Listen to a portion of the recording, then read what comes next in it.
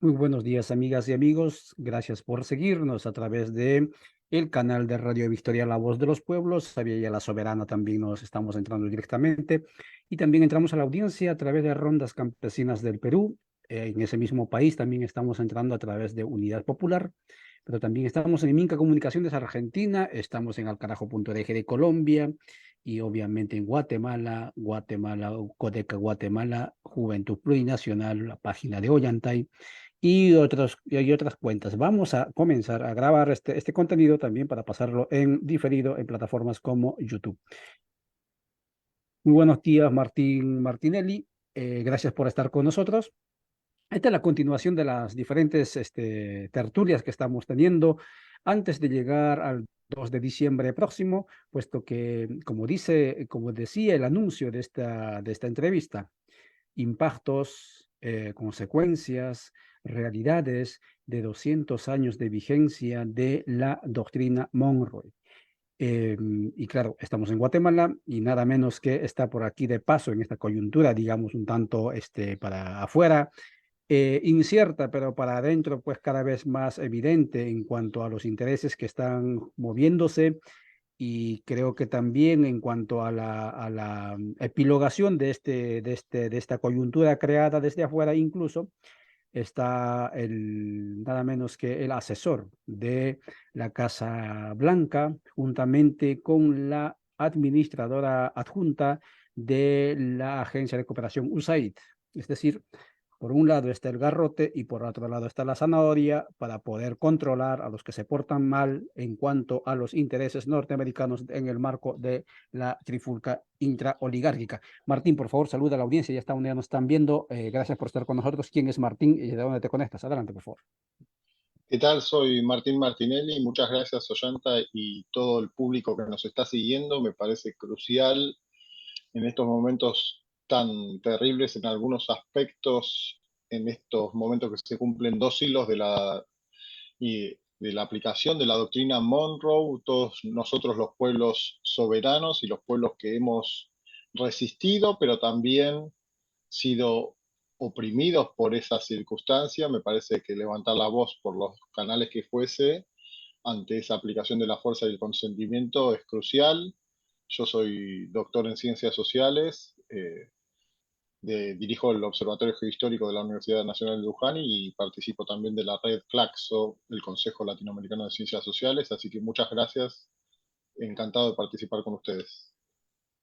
Muchas gracias, Martín. Por supuesto que sí, con usted conectamos porque tenemos una amiga en común, que es el esfuerzo de Sputnik Radio, que siempre tiene a las personas, digamos, medianamente acrisoladas, tanto en las ideas como también en los argumentos. Y por eso es que Martín está con nosotros. Martín, entrando a la materia. En la primera parte, si nos puedes un poco contextualizar, tanto a nivel conceptual, pero también a nivel del origen, pero también a nivel de la historia de esto que se llama doctrina Monroe. Hay que tener en cuenta principalmente el primer factor, el imperio marítimo británico, del cual es heredero Estados Unidos, porque en esa instancia el eje franco-británico, si bien había competencias entre ellos fueron los que avanzaron sobre el resto del mundo. Es decir, que ni bien se independizan las colonias americanas de nuestra América, todo lo que es América llamada el Caribe y América, el Cono Sur, se independizan posteriormente a los Estados Unidos, que lo hacen en 1776, y lo que hace Europa es expandirse sobre Asia y África, que llega a fines del siglo XIX, donde se reparten, por ejemplo, África en la Conferencia de Berlín de 1884-85. Entonces el Imperio Británico domina los mares y las costas y Estados Unidos va a ser un seguidor de esa forma, pero tiene una particularidad insular que hay un libro donde se explica muy bien, el Gran Tablero Mundial, que Estados Unidos es la primera potencia extra euroasiática de los últimos 5 siglos. Entonces, el pilar básico en el que se asienta es su intento de dominar a continuación de lo que hacen las potencias europeas, toda la insularidad de nuestra América, que está rodeada por los océanos Pacífico y Atlántico, como sabemos, pero eso le da un marco de que está fuera de las dos, llamada Primera Guerra Mundial, la Segunda Guerra Mundial, e incluso de escenarios de la Guerra Fría como Vietnam y Corea. Entonces lo que hace Estados Unidos a través de esa doctrina es mentalizarse, es basar su ideología del destino manifiesto en decir, nosotros vamos a controlar este hemisferio es nuestro patio trasero, y por ende ninguna potencia debe intervenir. Primero las europeas, ahora las rusas y chinas, y muy bien lo que marcabas de Sputnik, porque también está la batalla de ideas, la batalla cultural, la guerra cognitiva e informativa.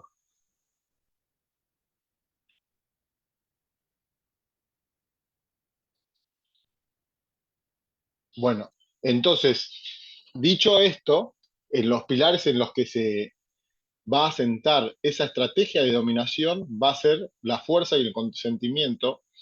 porque a diferencia de lo que hace las intervenciones militares, que también las hace en nuestra América, va a comenzar en el siglo XIX con acercamientos, por supuesto, con las élites. Pero al mismo tiempo Estados Unidos se va a ir expandiendo hacia su oeste, por lo tanto, terminar de desplegar sobre su territorio. Y en 1848 tenemos la Gran Guerra contra México, donde se expande sobre todo lo que era México, que México, el Nuevo México de la colonia española, era una nación muy extensa, y lo que va a mostrar es su ímpetu imperialista y colonialista, pero ya escindiéndose y separándose de su rol continuador o de su rol lógico con Gran Bretaña. Si bien van a ser aliados el eje anglosajón hasta estos momentos, lo que va a hacer en ese caso va a ser que Estados Unidos va a principalmente manejarse en todo este hemisferio, y eso lo vamos a sufrir los países de esta región, que vamos a quedar atados en muchos casos y en diferentes casos. Por ejemplo, en el caso de Argentina, que es una economía complementaria, que es una economía semejante en algunos aspectos territoriales, agrícolas y ganaderos con Estados Unidos,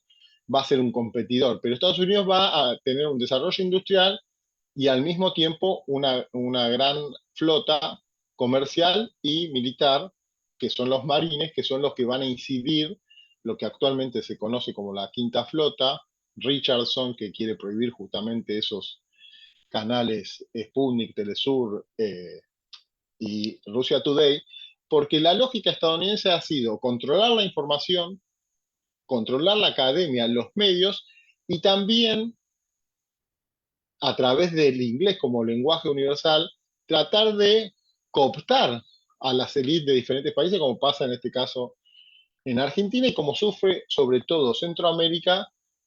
como explica el gran Galeano, si bien no es un texto del tono académico específico, sí es un texto que se recomienda mucho porque Las Venas Abiertas de América Latina, que ya cumplió 50 años hace 2 años, marca, en ese caso la United Fruit Co., la compañía bananera, marca la lógica de Estados Unidos de apropiarse de los terrenos, de usufructar y usurpar los territorios, en este caso el Caribe, pero también en diferentes medidas lo ha hecho con diferentes países de Sudamérica. Y entonces es una lógica de desigualdad, de una jerarquía. Esto que marcaba, Estados Unidos tiene el destino manifiesto de dominar al resto de los países, y yo lo dividiría entre siglo XIX, XX y XXI, digamos, en esos tres etapas. Esto se abocaría más bien al siglo XIX, cuando se están conformando los Estados-nación en esta región, por supuesto con muchas dificultades, con guerras civiles, con un trazado fronterizo, y Estados Unidos lo que hace es aprovechar para tratar de involucrarse, de hacer mella entre medio de esas élites políticas, lo cual hace que su influencia vaya acrecentándose, pero eso se va a ver más marcado en el siglo XX, cuando hay un declive franco-británico, sobre todo británico. Si bien Argentina sigue con lo que es el pacto Runciman en 1933 y sigue exportando carnes y demás, lo que trata de generar Estados Unidos es que la región lo provea de materias primas, y en eso es una importancia estratégica fundamental, lo que ahora es el litio, pero fue el caucho, el café, la banana, el tabaco. Si bien había productos que Estados Unidos producía, la industria manufacturera, la industria textil, que está, en Estados Unidos fue muy fuerte y a finales de la Primera Guerra Mundial, de la Segunda Guerra Mundial, era casi el 50% de la producción manufacturera mundial, ahora está en un 18%, mientras que China está en un 30%. No sé si como puntapié inicial te parece eso o hay alguna pregunta tuya o del público. No, excelente, excelente, estimado Martín. Y claro, tenemos esto normalmente en estas tertulias tres acápites. Por un lado está la variable, origen, sociogénesis, etcétera, historia. Por otro lado están los impactos y finalmente concluyendo con las perspectivas. Pero antes de entrar a ello, Martín, ya que nos inquietas con este planteamiento tan gráfico e importantísimo que nos muestras desde tu perspectiva histórica o desde de historiador, y desde Argentina, la pregunta también nos surge que es, 10 años después, si mal no recuerdo, está esto de la expulsión de la administración argentina de las Islas Malvinas. Y entonces, en 1833, Sí. en el 23 comienza esta doctrina. Si uno revisa, digamos, bueno, tú lo conoces más que nadie esto, hasta Bolívar en algún momento creyó que esta doctrina de América para los americanos, qué chilero, qué bonito, qué súper, tenemos aliados, nos van a proteger. Pero 10 años después, los ingleses expulsan a los y hasta ahora se quedaron con esa parte del territorio argentino. La pregunta es, ¿por qué muy a pesar de ello, las élites de diferentes países del continente continuaron aún creyendo o dándole el beneficio de la duda a esta doctrina letal? Porque hay muchas élites que tienen connivencias, tienen arreglos, tienen intereses particulares creados, como por ejemplo pasa con el caso de Milei, Macri, Menem y Videla en Argentina, toda esa línea histórica lamentable, genocida,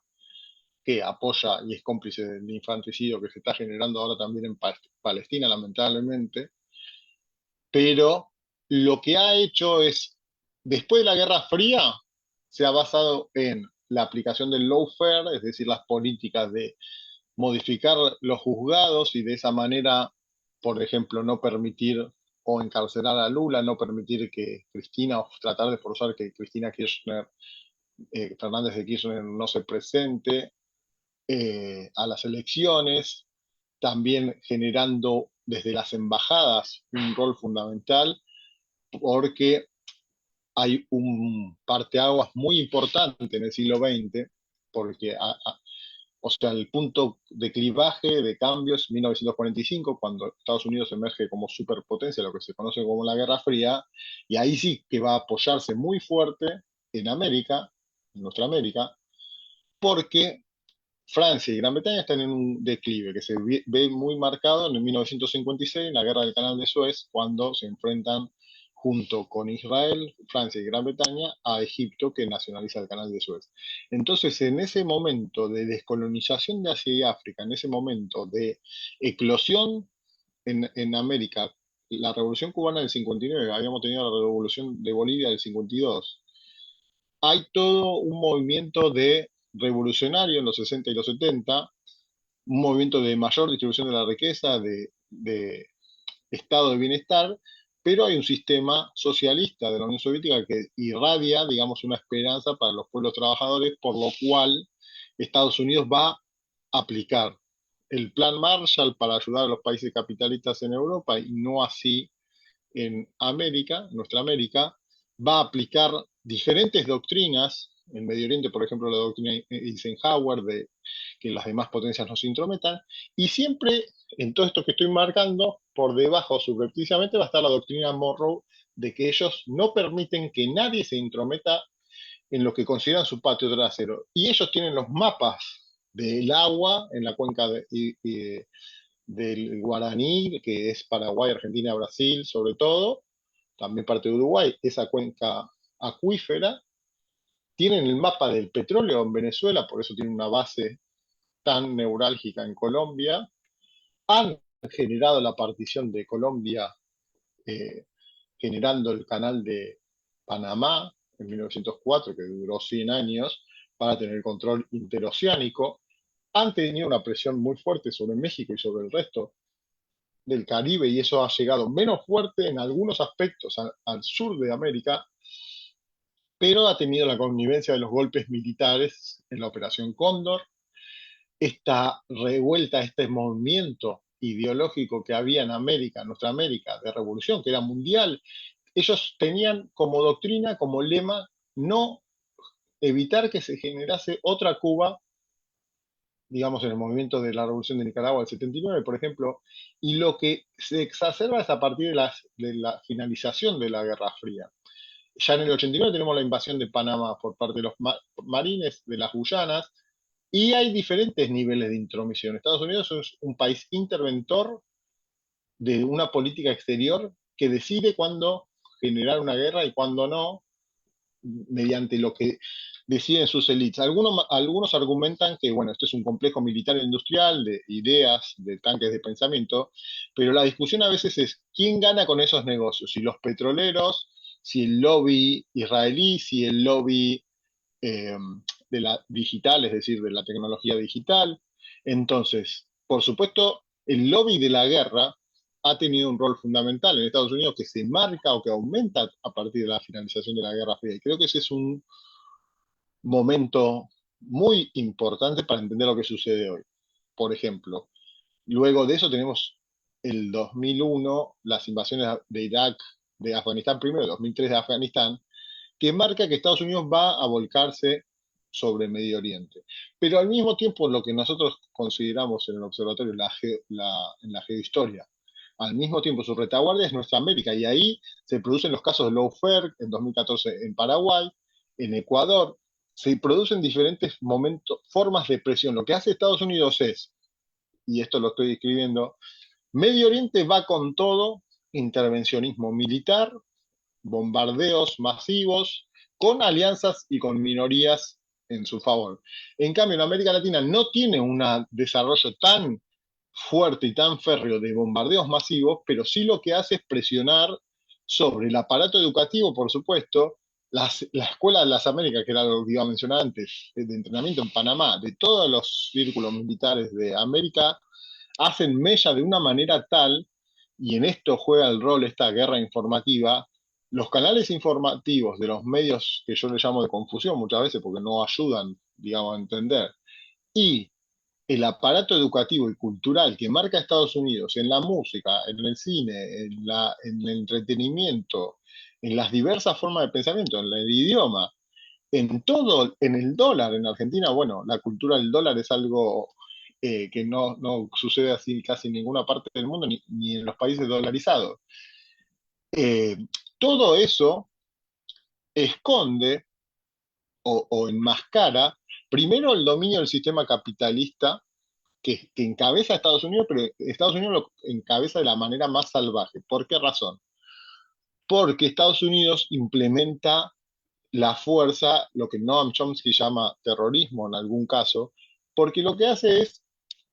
tener, primero, todos los comandos militares en todo el mundo. Por eso yo digo, bueno, para nuestra América lo tenemos que entender, pero nosotros somos la quinta flota, pero hay una flota para cada región del mundo. Hay más de 110 bases militares en Alemania y Japón, los dos grandes derrotados de la Segunda Guerra, y todo ese panorama amplio desde el 45 a esta parte, las organizaciones que se gestan, el Fondo Monetario Internacional, el Banco Mundial, las Naciones Unidas misma, la Organización del Tratado del Atlántico Norte en 1949,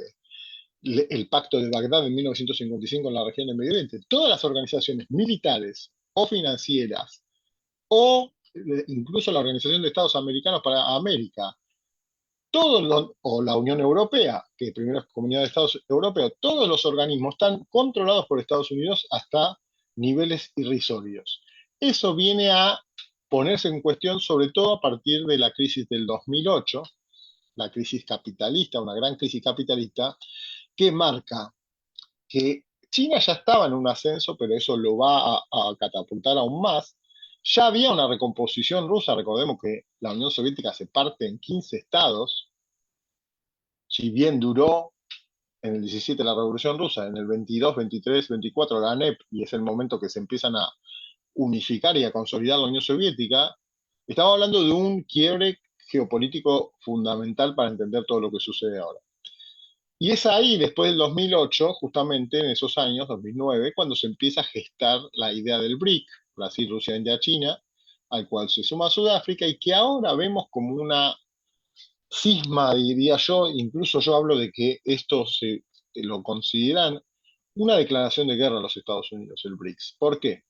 Porque que se sumen Irán, Arabia Saudita, Emiratos Árabes Unidos, Egipto y Etiopía, más Argentina, y no es casual la elección de Argentina, lamentablemente la elección como fue, que un tipo hable de dolarización, que un tipo hable de a favor de Thatcher, y la Argentina, como bien marcaste vos, en 1833 ocuparon las islas, y es el día de hoy, que es un colonialismo a miles de kilómetros de distancia de Inglaterra, que son poseedores y ocupan las islas por su interés en el Mar del Sur, en el Atlántico Sur, en la Antártida también, y una competencia con la intromisión de otras potencias, China y Rusia, pero para dimensionarnos la diferencia geográfica categórica que hay, Estados Unidos invade Afganistán, Libia, Siria, Irak, Yemen e Irak, 5 países que destruye con la connivencia y el apoyo de algunos países europeos y con Israel, por supuesto, pero todo eso sucede en Eurasia. En cambio, ¿por qué nosotros, cómo podemos nosotros analizar lo que sucede entre Ucrania y Rusia, entre Israel e Irán ahora, entre Taiwán y China, en el Sahel? Son casos que están a miles de kilómetros de Estados Unidos. En cambio, Rusia, ni China, ni Irán tienen ninguna base militar ni en Canadá, ni en México, ni en Guatemala, ni en ningún país. Entonces, ustedes, que yo estuve en México el año pasado, que estuvimos en el Congreso de Claxo, la conferencia de Claxo,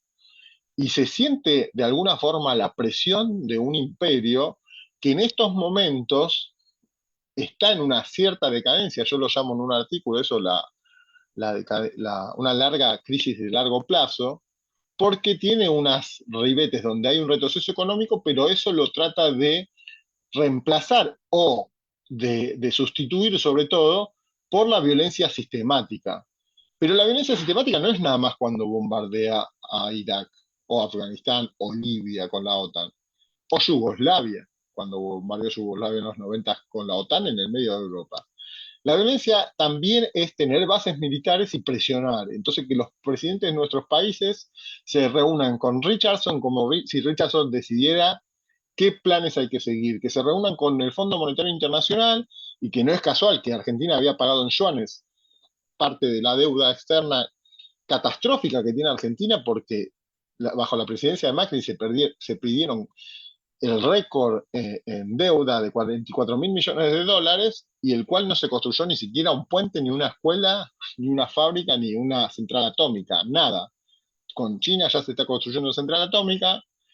y hay que construir infraestructura. Entonces nuestros países intencionalmente se busca que no, la doctrina Monroe busca que no se eduquen, que no se preparen y que no tengan una política soberana, pero sobre todo lo que hace la doctrina Monroe es intentar balcanizar, desde un principio, balcanizar, es decir, que no haya UNASUR, que no haya Mercosur o organizaciones de Centroamérica, que no haya una idea y una lógica de nuestra gran América, la patria grande, lo que planteó Martí, lo que planteó Fidel, lo que plantearon diferentes pensadores, pero la lógica es dividir, divide y reinarás. Entonces, ¿cómo controlo a estos países? Esa es la óptica de Estados Unidos. Y la óptica de estos países debería ser, y lo ha sido, pero también ha sido, por supuesto, impedida en muchos casos, es, si nosotros vamos a comerciar con China, tanto del Cono Sur o de los países de Centroamérica, que deben pensarse como uno mismo, y esa es una intención también de Claxo, eh, la idea es que tienen que ir unidos, porque esos países son potencia económica, potencia militar, potencia diplomática. Entonces, los BRICS tienen un simbolismo y un significado tan grande, más allá de ser capitalistas o no, de que China sea un país comunista o no, dirigido por un partido comunista gobernado, porque la lógica es que Brasil entra en el concierto de las naciones con un peso de decisión, de injerencia. Eso es la diferencia. Entonces, Argentina, Guatemala, Ecuador, Chile, Uruguay, el que fuese, México mismo, primero tienen grandes problemas internos. Estamos en el continente en la mayor desigualdad, y es lógico que tenemos problemas internos que subsanar. Ahora, el acoso imperial de Estados Unidos, vivir en el hemisferio de Estados Unidos no nos benefició en nada, porque esta doctrina Monroe tiene en sus inicios un país que quiere alterar el orden y beneficiarse a sí mismo. Yo si mostrase un mapa, le mostraría el mapa, si quieren puedo compartir pantalla, no sé cuánto es la duración, para dimensionar los cambios entre el 75, en el 1970, 1995 y 2020, es decir, los últimos 50 años. Estados Unidos se mantuvo como una de las grandes potencias económicas mundiales a costa de nosotros, entre otros, y de lo que hace en el resto del mundo. Entonces, que en los países de América, como dice Galeano, no suelo citarlo, pero es una de las grandes lecturas que tiene que hacer cualquiera para decir, ¿cómo entiendo la doctrina Monroe? Bueno, lee Las Venas Abiertas de América Latina, que es una lectura llevadera para cualquiera que tenga, digamos, que no se dedique a la educación. Yo soy profesor universitario, pero todo el mundo no tiene tiempo para leer todo el tiempo según el trabajo. Entonces, ese tipo de lecturas concientizan, generan una conciencia de clase y sobre todo me parece que lo que nos falta es aunarnos, pero tener una conciencia de que nosotros somos países a los cuales nos quieren desgajar, nos quieren separar, pero además quieren nuestras materias primas, nuestra posición geoestratégica, nuestras costas, nuestras salidas al mar, nuestros ríos, nuestra agua, en el caso que decía de la cuenca, nuestro litio, nuestros recursos naturales, cobre en Chile, pero no importa en qué país específico, sino que la región tiene una riqueza igual que África, igual que Asia, tiene una riqueza que los países del G7, Italia, Inglaterra, Reino Unido, Alemania, Canadá, Japón y Estados Unidos, han tratado de prevalecer ese imperialismo. Entonces, esos mismos países imperialistas del siglo XIX son el G7 en la actualidad y tratan de, por otros mecanismos, que yo llamaría neoimperialismo o nuevo imperialismo, o formas de colonialismo, como el caso de Malvinas, Palestina, Marruecos, los saharaui, las Guyanas francesas, que ahora está con el tema, las Guyanas también con respecto de Venezuela. El imperialismo y el colonialismo no son cosas del pasado, porque estos países tienen esa mentalidad, como decía, que me parece, para cerrar esta parte, si tenés más preguntas, es la lógica de balcanizar. Entonces, Brasil y Argentina, ahora esta elección lamentable ganó Milei, pero Lula llevó a Argentina, impulsó a Argentina en su llegada al BRICS, tiene una alianza estratégica, lo mismo debería pasar sumándose México, Colombia, ha habido una corriente neoliberal y de globalización, por supuesto, que afectó a todo el continente, pero tiene que haber una lógica de unificación, no solo por idioma, las costumbres, religiones, lo que fuese, la cercanía geográfica, porque a veces se lee como que Estados Unidos tiene una uniformidad. Y en Argentina, desde el cono sur, si bien son territorios muy extensos, debería conectarse más a nivel de infraestructura, rutas con Bolivia, con los países limítrofes para llegar a Centroamérica, me refiero a una conexión, pero también tiene que haber una conexión ideológica y una conexión política. Es decir, nuestro rol en la universidad está claro, nosotros tenemos que aunarnos y ayudar, colaborar en la formación, en el intercambio entre los países de América. Pero eso también tiene que reflejarse, me parece, en aspectos políticos. No sé si tienes preguntas o hay preguntas del público, como quieres seguir. Muchas gracias, Martín. Por supuesto que sí, lo que dibujas es impactante, ¿no? En breves minutos, todo lo que va aconteciendo en el marco de esta doctrina de el garrote y la zanahoria, como vulgarmente lo han dicho algunos de los presidentes de los Estados Unidos, expresidentes. Para ir finalizando, son las 9:31 minutos. Estamos desde la Radio Victoria La Voz de los Pueblos, desde Guatemala, transmitiendo en diferentes canales con Martín Martinelli desde Flaxo y otros espacios de investigación. Martín, ¿cuáles son las perspectivas de aquí en adelante, 200 años después de este colonialismo continuado, digamos, en el marco de las repúblicas bicentenarias? ¿Qué viene? Si bien es cierto, acaba de reunirse APEC con Estados Unidos, justamente en Estados Unidos, hace la semana pasada o hace 2 semanas atrás, y eso al parecer es para poder revivir lo que fue el fracaso del ALCA para los norteamericanos allá en el 2005 por el sur. Eh, nueva geopolítica, ojalá multipolar en construcción. ¿Cuál debe ser el rol, el papel de los pueblos en este marco global? La geopolítica también se decide por la resistencia de los pueblos. Eso hay que tenerlo en claro, no es nada más lo que debaten, lo que discuten y lo que pelean y tensan eh, los gobiernos mayores. Yo creo que estamos frente a un cambio especial por esto que se pone, iba a decir antes, no llegué a decir, estas organizaciones internacionales que marca o que ha dominado el eje anglosajón o occidente colectivo, como lo llamaba Samir Amin, el economista egipcio, el gran pensador marxista. Y lo que hay que considerar es que estamos en un proceso de desdolarización, de acrecentamiento de la influencia de la Organización de Cooperación de Shanghái, con China y Rusia a la cabeza, sumándose Irán, sumándose Arabia Saudita, Turquía, otras potencias emergentes, la India, por supuesto, y eso hace que haya un mayor empate hegemónico, una diferencia de correlación de fuerzas que tenemos que aprovechar, como dije, para unificar voluntades, para que los pueblos de nuestra América, además de resistir a estas formas de lawfare, esta forma, o sea, que se ha corrido hacia la ultraderecha en el caso de Argentina con Milei, en Bolsonaro en 2018 en Brasil, pero eso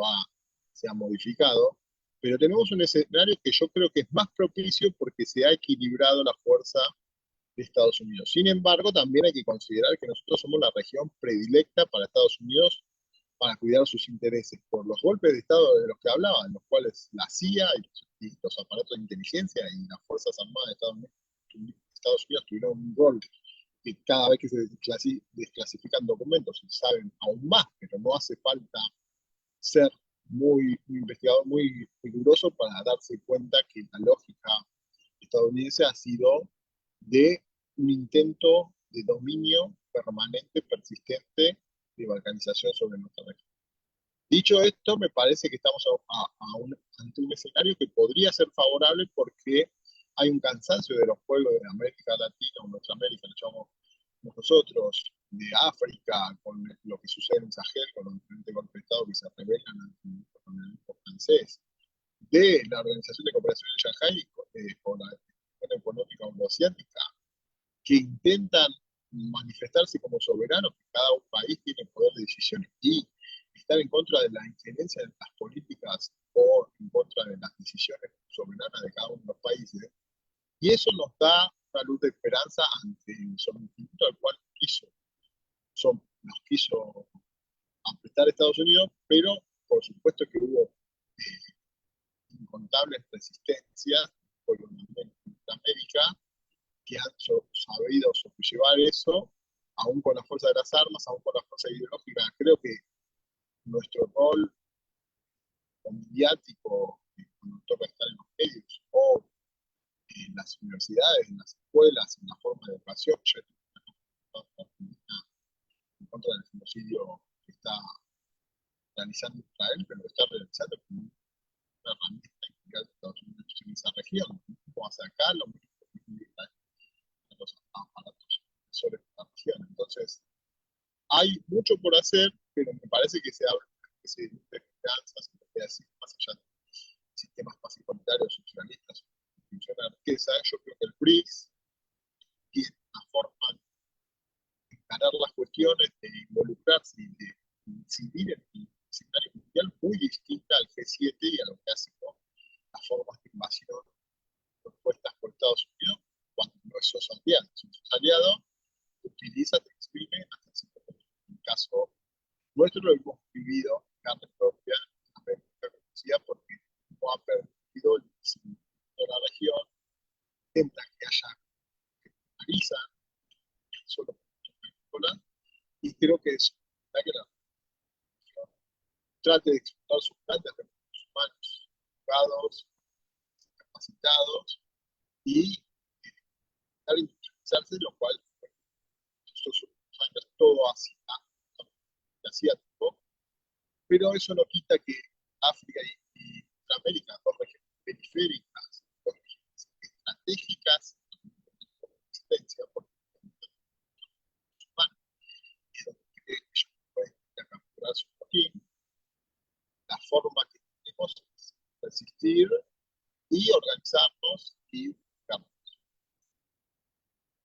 Muchas gracias, Martín. Organizarnos, resistir y ojalá resistencia transformadora, resistencias creativas por todas partes del continente, como Martín Martinelli nos acaba de concluir, epilogar esta entrevista. Son las 9:37, amigas y amigos. Gracias por seguirnos. Esta ha sido la producción desde Radio Victoria, La Voz de los Pueblos, para esta Aviala Soberana, que en el lenguaje cuna significa, cuna que está en la parte de Panamá, significa nuestra tierra madura. Así es como se referían a este continente antes que Américo Vespucio pisara por estas tierras y dejara su nombre como evidencia de que efectivamente continuamos colonizados por más de 200 años, ya 200 años vamos a cumplir, bajo el dominio norteamericano. Muchísimas gracias, Martín, muchas gracias, amigas y amigos. De esta manera concluimos esta transmisión. Volveremos mañana a las 9 de la mañana, ya desde Bolivia, conversando la misma cuestión. Hasta mañana. Chao.